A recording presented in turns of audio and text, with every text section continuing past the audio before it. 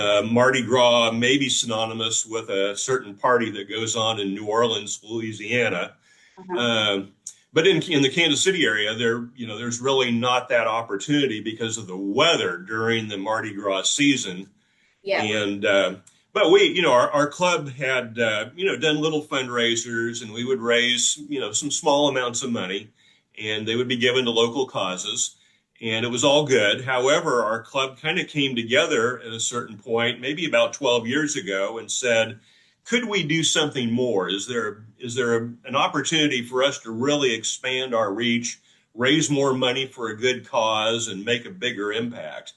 And we came up with the idea of having a Mardi Gras party, and we had the benefit of having a former resident of New Orleans who kind of helped us understand some of the traditions of Mardi Yeah. Gras, and we had to adapt some of them for Hmm. our culture here in the Midwest, and to do it indoors.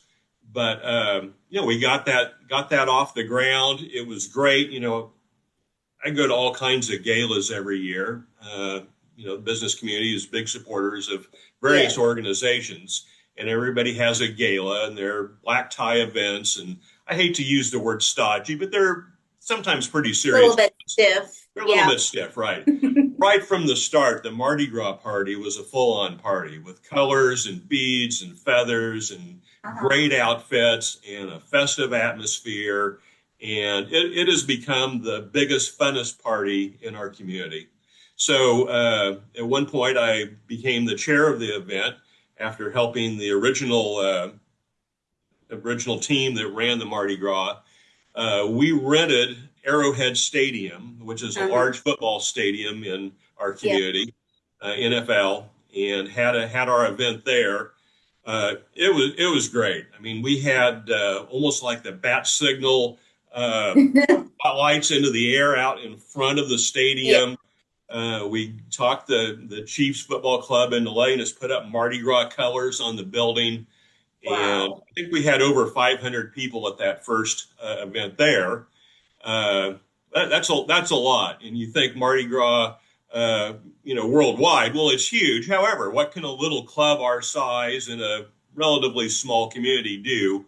Yeah. That was big, and we raised a lot of money for a very particular cause, and that became our trademark, was like identifying one really Yes. good, much needed cause in our community where we could really work on it for a year as a Yeah. group and say, how can we make our community better? What can Yeah. we do to help this particular cause Yeah. really do what they're trying to do? And so, that's what it became, and we've continued to this day. We're in planning right now for the upcoming Mardi Gras party. It's going to be huge. It's going to be great. It's a lot of fun, and it's a whole team of people that work together. So, when you say to people, "Hey, do you want to join the Rotary Club?" Um, Part of what you're doing is becoming part of a group of helpers that are stepping outside their office, out of their place of business, outside of their comfort zone, if you will, to make a bigger difference in the lives of people. And I can't think of anything better to do with one's life than that. And I love what you said there. This is not, it wasn't just a one and done at Arrowhead. This is a yearly event, and it seems to be just growing. I know that selling tables and tickets is really not an actual problem. People want to attend this event. It's like the highlight of most people's year, and every year, with it being a different recipient, what happens in that year leading up to the event is there's such a spotlight shone on that recipient, whether it's a local nonprofit or a great cause. I mean, in most cases, it's a local nonprofit, right? Mhm. There's such a highlight, there's such a spotlight on that organization, which is not easy to create. So I love the event for that purpose. Not only is it a cash injection, but it's just bringing attention to it. Yeah, that's absolutely the case. And one of our projects was to assist in the renovation of the Truman Presidential Library. there's only a couple of handfuls of presidential libraries in this country.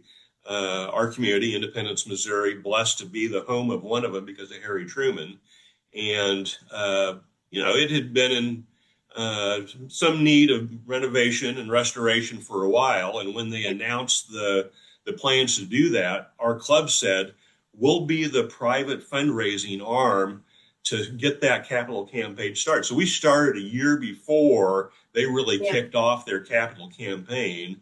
And like you just were saying, we banged that drum all around this community for a solid year.